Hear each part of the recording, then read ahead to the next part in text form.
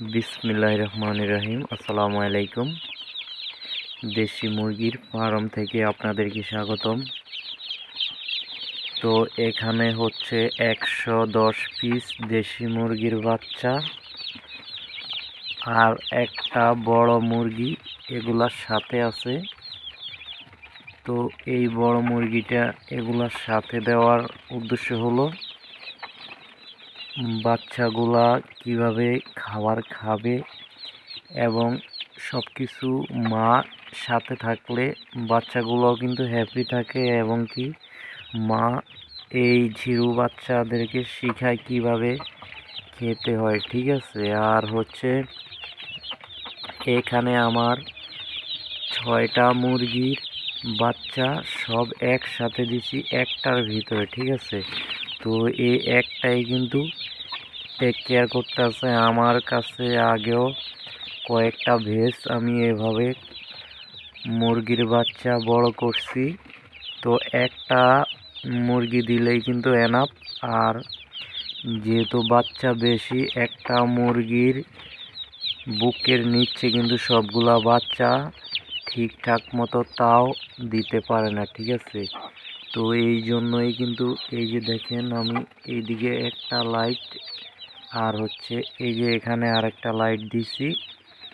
তো এখন কি হবে, মুরগি যখন বাচ্চা নিয়ে বসবে সবগুলা মুরগিকে কিন্তু একসাথে তাও দিতে পারবে না, ঠিক আছে। তো বাকি মুরগির বাচ্চাগুলা কিন্তু এখানে লাইটের কাছে থাকে। তো এখন আপনারা বলবেন, যেহেতু লাইট দিছেন তাহলে বড় মুরগি কেন দিছেন? এই মুরগির বাচ্চাগুলা কিন্তু এখানে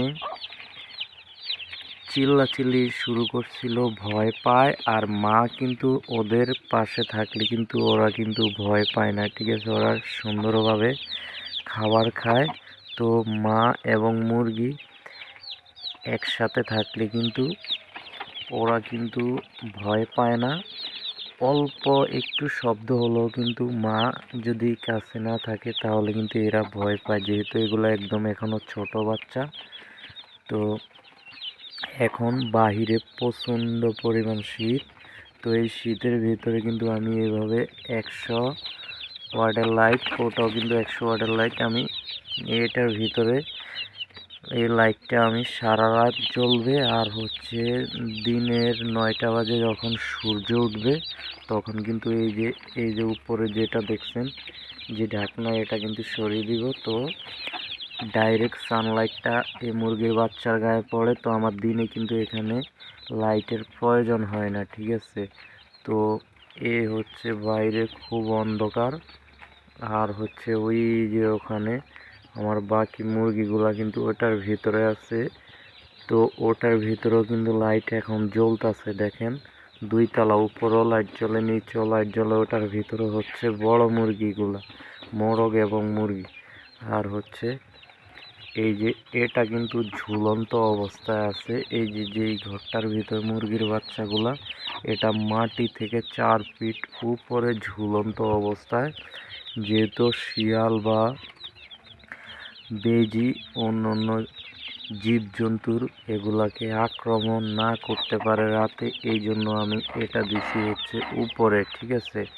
তো একদম সেফ আলহামদুলিল্লাহ। তো মুরগির বাচ্চা শীতের ভিতরে কিভাবে টেক কেয়ার করবেন হালকা একটু ধারণা দিয়েছি, ঠিক আছে। সবাই ভালো থাকবেন। আর আমার চ্যানেলে নতুন ভিডিও পেতে হলে আমার চ্যানেলটা সাবস্ক্রাইব করে আমার পাশে থাকবেন।